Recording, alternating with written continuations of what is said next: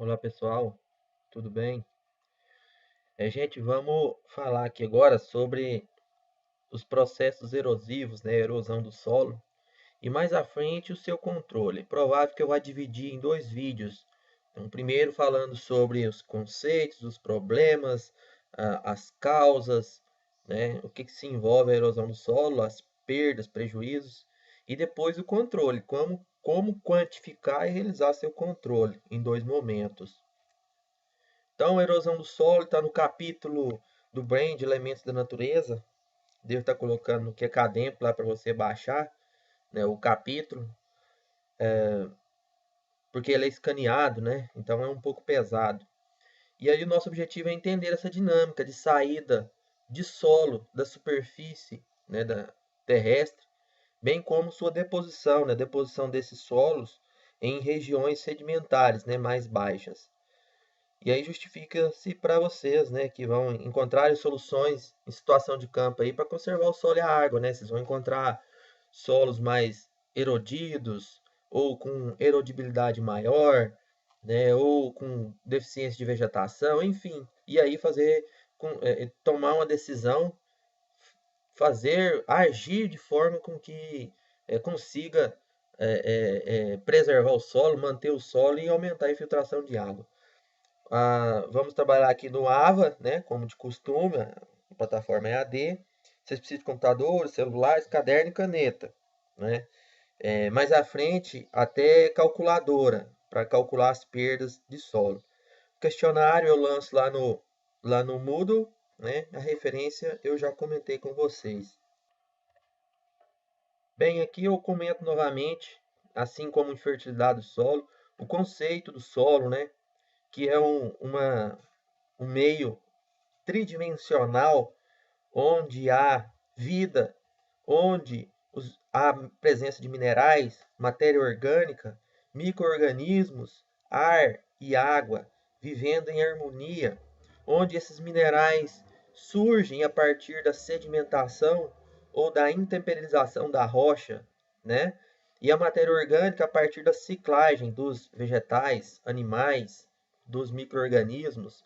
Então, tudo isso forma o solo. É um sistema complexo que dá base, da condição primária para a vida, para a sustentação da vida no planeta. Bem quanto a erosão é um fenômeno natural, comum, normal, né? Natural, e que já vem ocorrendo desde há muitos milhares de anos, aí, desde a formação terrestre, né? Formação aí da Terra, né? Então, há relatos, né, das primeiras erosões, a sedimentação do rio Nilo, né? Quer dizer, a deposição de material sedimentar no leito do rio Nilo, né? E nessas áreas aí. Veja, né? Aqui um cânion gigante, certamente no estado americano. Então, é uma erosão que foi provocada há milhares de anos aí, né? Uma paisagem bonita, nesse caso, né? Mas que ocorreu aí de forma natural. No Brasil, nós temos regiões é, parecidas com essa, né? Se a gente for pensar para o lado do sul de Minas, né, as serras, né, a Serra da Mantiqueira, toda aquela serra litorânea é muito irregular, mas em algum momento da evolução da Terra, aquilo ali era mais plano, então ocorreu erosão. E aí, pessoal, como nós já falamos, né, a disciplina de manejo do solo surgiu num contexto em que precisamos produzir alimentos, né, para reverter ou para contrariar a teoria malthusiana, né, dobrar, triplicar a produção de alimentos. Então, nesse contexto, nós tivemos que invadir o solo, né, abrir áreas, revolver, mexer, uma vez que não havia técnicas já desenvolvidas para cultivar esse solo de maneira mais sustentável como as que já tem hoje. Né? Então, ocorreu uma intensa exposição do solo, agressão do solo no quesito revolvimento, preparo do solo para os cultivos agrícolas. Está certo? Então, com isso, né, as terras passaram a sofrer então muita agressão, degradação, principalmente quanto à compactação, formação de crostas, a acidificação, salinização, lixiviação, e erosão, né? Quer dizer, escoamento superficial e deposição daquilo que está numa parte mais alta em uma parte mais baixa. Então, o que sempre vem ocorrendo é a formação do solo, né? Como se diz a formação do solo, é todo o processo de intemperização natural, né? Erosão, erodibilidade, a parte mais alta, e sedimentação nas partes mais baixas. Isso ocorre, isso já ocorreu, sempre ocorreu e muito, né? E ocorre nas faixas litorâneas, por exemplo, né? Então, parecido com uma situação desta que se encontra, né? Nessas regiões aí litorâneas que tem serras de mares. Tá? Então, é uma deposição, né, na parte litorânea. Isso, né, se for estudar, quem faz geografia, geologia, vê que a formação do petróleo está ligada a isso, que, né, vai formando uma grande sedimentação aí terrestre, né, formada há bilhões de anos aí. Então, nós temos aqui uma situação em que uma mata, né, ou uma região preservada, e apresentando aqui a situação de destruição e erosão dessa área, né? Então, primeiro começa com um processo de degradação da vegetação, né, retirada da vegetação, né? Depois, esse solo é exposto, né, e aí fica fácil para que ocorra a erosão, né? Então, perde-se posteriormente matéria orgânica, né, e nutrientes, humus, né? Isso é lixiviado, é perdido, é escoado, né? A hora que soma-se, então, essa perda de solo com esse nutriente e humus, nós temos a condição severa de perda do solo, de qualidade do solo, né? Chegando, então, perder aquele horizonte O, horizonte A, vai tudo embora, né? Então, empobrece demais. E aí, consequente, né, a degradação extrema da vegetação e chegando a um processo de acidificação ou desertificação, né? E aí nós temos, é claro, né, uma situação de baixa produtividade, né, poluição, falta de nutrientes, né, prejuízos, contaminação de partes mais baixas. Então é todo um problema agrícola, agropecuário que se instalou, né? Então aqui estou dizendo que o processo erosivo ele tende a seguir esses passos e você como um assistente técnico, tem que atuar no começo, né? Assim como qualquer enfermidade, qualquer doença aí, qualquer situação anormal, você tem que atuar desde o início para evitar problemas maiores aí. Quer dizer, degradação da vegetação, você não pode retirar a vegetação, né?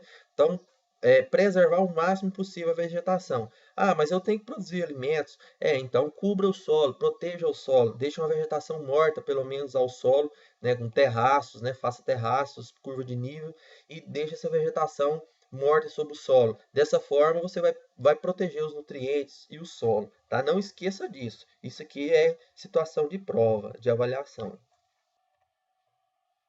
Então, eu tenho aqui exemplos, né, de sedimentação, erosão em escala geológica, né? E que a atividade humana expôs isso, né? Dá para a gente ver certinho que a deposição em períodos da era geológica, né? Onde há mais areia ou então mais matéria orgânica, né? Isso aqui, pessoal, isso aqui é escala, né, de bilhões de anos aí, é muito tempo, né? Aqui são exemplos, né, de erosão que a humanidade provocou, né, para fazer os grandes centros, para, né, construir aí o que a humanidade precisa, né? Bem, aqui nós temos uma situação, é, é, nós chamamos de danos intrínsecos, que nós temos os extrínsecos. Aqui, danos intrínsecos, quer dizer, próprios do solo. É o que resta do solo, né? O que sobrou. Isso ocorre no topo do morro. Então, a erosão ocorre aqui no topo, né? É claro, isso eu acho que você entende muito bem isso. Então, aqui está suscetível à erosão hídrica, a erosão eólica, a ação maior do sol e do vento, né? Então, os processos erosivos aqui no alto dos morros são muito altos. Então, o que sobra? Porque nós temos a outra situação que é os danos extrínsecos, né? E esses danos extrínsecos são os danos que provocam além, fora daquele lugar intrínseco. quer dizer, os danos extrínsecos são os danos causados aqui na região baixa. Aqui é os danos extrínsecos e o intrínseco é a região alta. Intrínseco, propriamente dito, aonde está sendo erodido. E o extrínseco, aonde está sendo depositado, né? Então, essa deposição desse material, né, são os danos extrínsecos, são então os danos nos receptores dos sedimentos, né, que é os rios, os lagos. Isso provoca eutrofização, contaminação, poluição do solo, da água, né? Então, são nessas regiões baixas que recebem esses sedimentos, são os danos causados aí, extrínsecos, ok?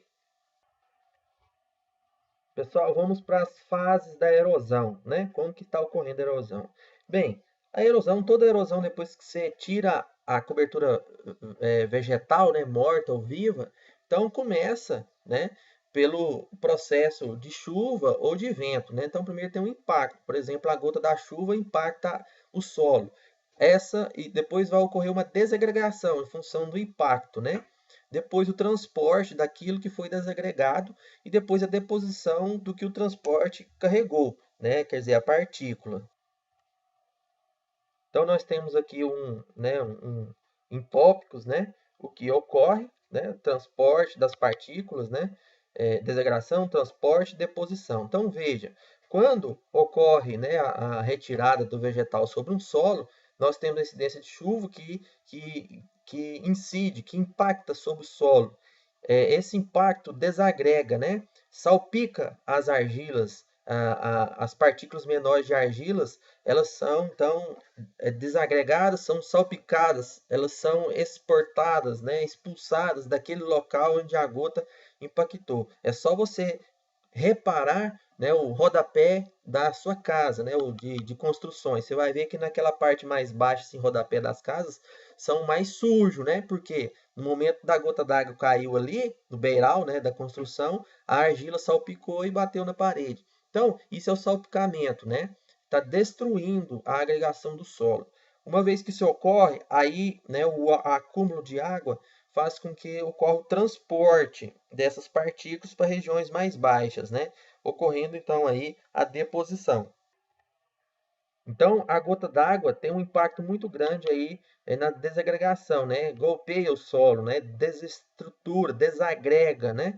Quando a gota d'água chega aí. E isso é um problema muito grande que causa depois que ocorre a saída da água, né? O solo vai secar, essa região fica selada. Isto é, então, propriamente dito, o selamento superficial, tá? Então tá aqui, né, mostrando o resumo do que ocorre, né, depois do impacto, né, a desagregação, né, o salpicamento, depois, né, a erosão, né, vai transportar isso daí, né, essas partículas que foram desagregadas, né, em função do impacto da gota d'água.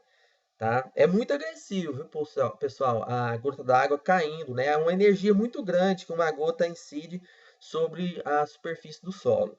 Por isso que nós vimos aí em aulas passadas aqueles fenômenos lá de retenção, detenção que ocorre nas folhas das plantas. Aquilo lá recebe uma energia de impacto muito grande sobre as folhas, as plantas, sobre a camada vegetal que está protegendo o solo. Aí você vai lá, esperto, vai lá e tira a proteção do solo para cultivar, quem sofre é o solo, né? Então aí inicia-se o processo de erosão, tá?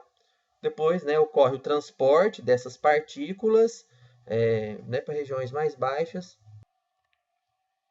Esse transporte, né, ocorre transporte de argilas, né? Vocês já viram na fertilidade que as argilas possuem tamanho de até 0,002 milímetros, né, ou 2 micrômetros, quer dizer, são partículas muito pequenas e partículas maiores até, né, como silt e areia fina, né? Até areia fina é fácil de ser transportado, né?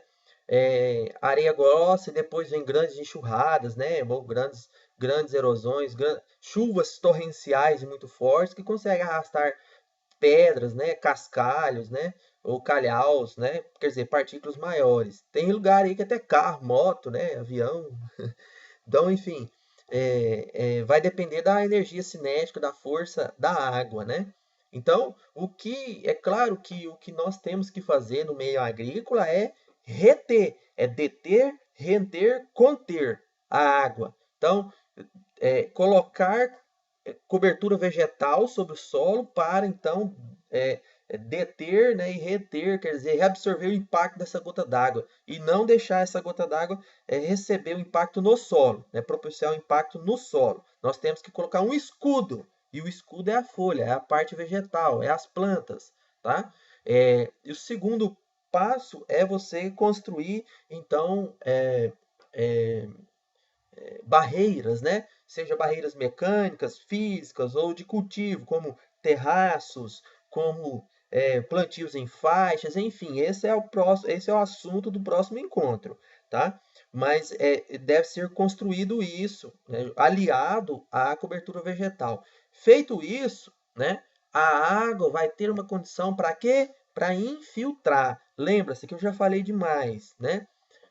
A água que precipita tem que infiltrar no solo. Para que isso ocorra, o solo não pode estar compactado, não pode estar desprotegido, tem que haver, então, cinturões, né, de proteção, né, terraços, material vegetal, matéria orgânica, né? Então, tudo isso, tudo que facilita a infiltração de água no solo. Não esqueça disso. Isso eu vou cobrar em prova mesmo, não tem conversa, né? Eu preciso que você disserte, explique isso, tá?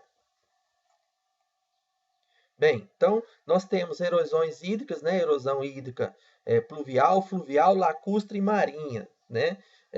Causadas em algumas situações, né? Aqui, exemplos, né? De uma erosão laminar, né? Depois provocada, depois sulco, laminar que ocorre bem na superfície, né? Depois o grau vai aumentando mais, se torna erosão por sulco, né? Isso já é o início, pode ser o início de uma erosão por vossoroca, né? Isso ocorre em regiões muito aclivosas, né? Ou declivosas. Bem, né? Então veja, a natureza esculpida aqui, né? Pelos processos de temperização. Aqui, no caso, é uma erosão causada pela água marinha, né? Formas de erosão laminar, né? Aquela que escoa sobre a superfície, esparramada, bem distribuída, muito menos agressiva, com baixa energia cinética. Depois nós temos a erosão por sulcos, né? Aqui, ó, a laminar, né? Aquela que escorre de maneira mais uniforme, esparramada possível, né? E aí, né, tem uma energia menor, se bem que nesse caso aqui a energia está grande porque é uma área bem declivosa, né? Mas é aquela erosão bem espalhada, né? Há de sulcos que vai, né, provocando pequenas ravinas, né? Pequenas aberturas, porque a água começa a concentrar-se em algumas partes, né? Nós temos uma situação muito comum nas pastagens, que é o caminho dos animais, né? Os bovinos, né? Aquele trieiro que a gente chama, né? Só que os animais normalmente eles tendem a fazer esse percurso mais nivelado possível, mas nem sempre isso ocorre porque eles têm que caminhar para subir, né, regiões íngremes. Então, quando vem a chuva, começa ali a concentrar a passagem de água ali, tá? Ora, então quando esses sulcos recebem muita água, cada vez mais agressivo, nós começamos a ter então as vassourocas, né? Que é um problema sério.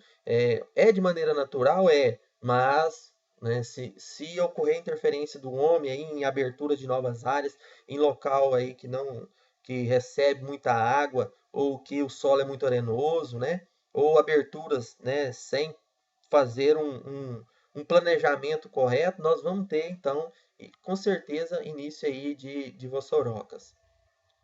Tá? E até chegando a grandes vassourocas, né? Aquele cânion que eu mostrei para você no início da apresentação é uma vassouroca muito antiga, natural, que ocorreu, né? Então, nós temos aí esses exemplos. O vento, né, promove, então, também erosão, né, eólica. Isso é mais comum nas regiões áridas, né, regiões secas, litorânea, né, recebe muito vento, tem muita areia, né. A mesma coisa, o transporte e a deposição, né. Então, nós temos a condução de partículas de areia, silt, areia, argila é menos, né, menor quantidade, porque não tem mais, porque tanto vento que já teve ali na região retirou a argila. Então nós temos mais areia, né? Isso é arrastado, né? Nós temos aí a movimentação de dunas, né?